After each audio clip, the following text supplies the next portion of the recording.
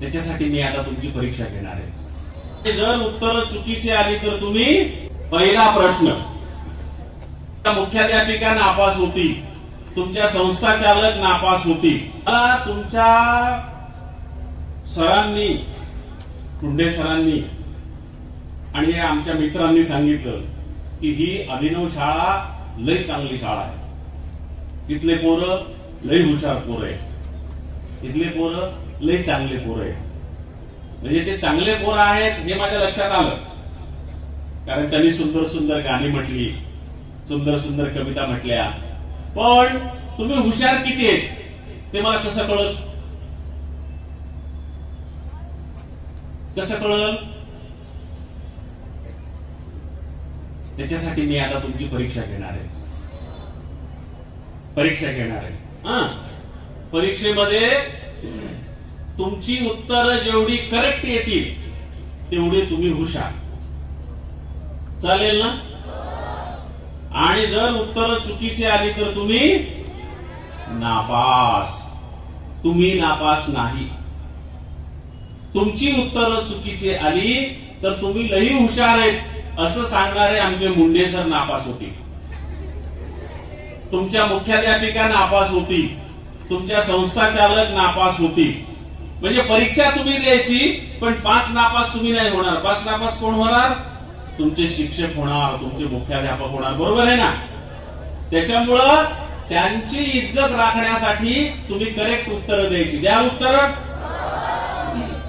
बसता परीक्षेला? बसा मग.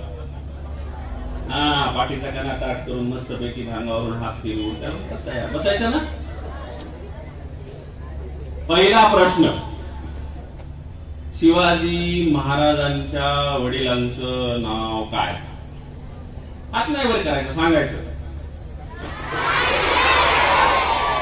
बापरे, एवढा मोठा आवाज. करेक्ट उत्तर सांगितलं. हे समोर बसलेले सर इतिहासाचे सर आहेत, त्याच्यामुळे त्यांना इतिहासाचं सगळं माहित आहे. पुन्हा एकदा प्रश्न विचारतो, तुम्ही मोठ्यानं उत्तर द्या. औरंगजेबाच्या पण कानठाळ्याने गुंफल्या पाहिजेत. चालेल ना? शिवाजी महाराजांच्या वडिलांचं नाव काय? माझ्या तर कानठाळ्या उकलल्या बाबा, औरंगजेबाच्या नक्कीच उकलल्या असतील. पहिला प्रश्न, मी तुम्हाला 3च प्रश्न विचारणार आहे. पहिला प्रश्न तुम्ही पास झाले म्हणजे तुमच्या ह्या लोकांना, शिक्षकांना, मुख्याध्यापकाला, संस्था चालकांना किती मार्क मिळाले? 1 नाही 35. कारण एका प्रश्नाला 35 मार्क आहे. एक प्रश्न 35 मार्काचा आहे माझा, मी जे विचारायला होते. बरोबर आहे ना? 3च प्रश्न विचारणार आहे. 100% म्हणल्यावर 35 झाले ना एका प्रश्नाचे गुण. तर त्यांना आता 35% मिळालेले आहेत. म्हणजे आता ते पुढच्या 2 प्रश्नामध्ये तुम्ही नापास झालात तरी ते पास होतील. म्हणजे काठावर का होईना पास झाले. 35%. दुसरा 35 गुणांचा प्रश्न, शिवाजी महाराजांच्या मुलाचं नाव काय? पुन्हा एकदा मी विचारतो, ते विचारल्यानंतर आधीच्या सारखं मोठ्यानं सांगा, कानठाळ्या उघडण्या होत्या. शिवाजी महाराजांच्या मुलाचं नाव काय?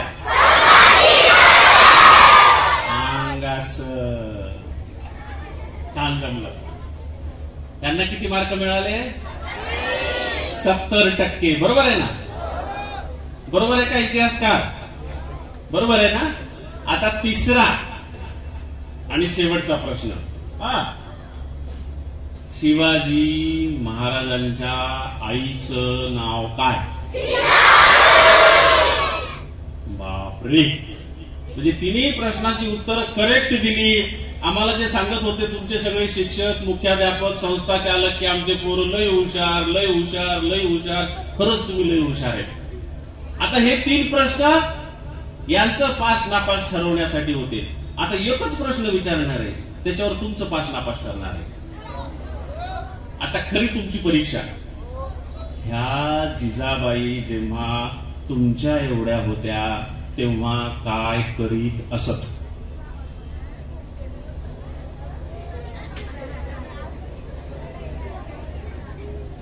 आता द्यावर मोठ्यानं उत्तर.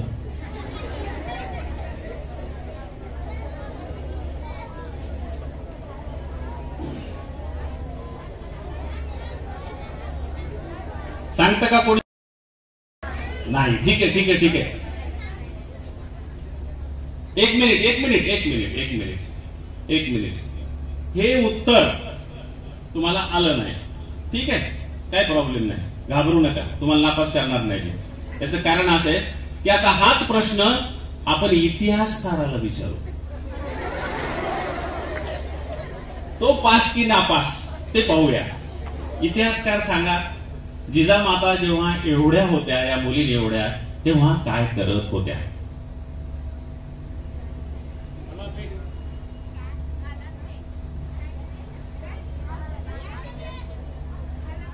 इतिहासकारांनी कॉपी केली. इतिहासकारांनी काय केलं? पास झाले, पण कसे? कॉपी करून. कसे कॉपी करून माहितीये का? ते ज्या कॉलेजमध्ये प्राचार्य आहेत त्या कॉलेजमध्ये महिन्याभरापूर्वी माझा कार्यक्रम झाला होता आणि तिथल्या पोरांना हा प्रश्न विचारला होता आणि तेव्हा मी उत्तर दिलं होतं, ते त्यांनी लक्षात ठेवलं आणि ते उत्तर आज त्यांनी तुमच्या समोर सांगितलं. तो शेवटचा मुलगा जो सांगणार होता, सांग बरं बाळा, काय काय? बरं बरं बरं बरं. अरे त्याच लहान होत्या ना, त्या कशा लहान लहान मुलांना शिकवतील? तो असं म्हणाला की लहान लहान मुलांना शिकवीत होत्या, त्याच लहान होत्या. तर जिजाबाई तुमच्या एवढ्या होत्या तेव्हा काय करत होत्या हे कुठल्याही इतिहासामध्ये लिहिलेलं नाही. त्याच्यामुळे हे इतिहासकारालाही माहीत असण्याचं कारण नाही, तुम्हाला तर माहीत असण्याचं कारणच नाही. त्याच्यामुळे तुम्हाला उत्तर देता आलं नाही म्हणून तुम्ही नापास नाही. कारण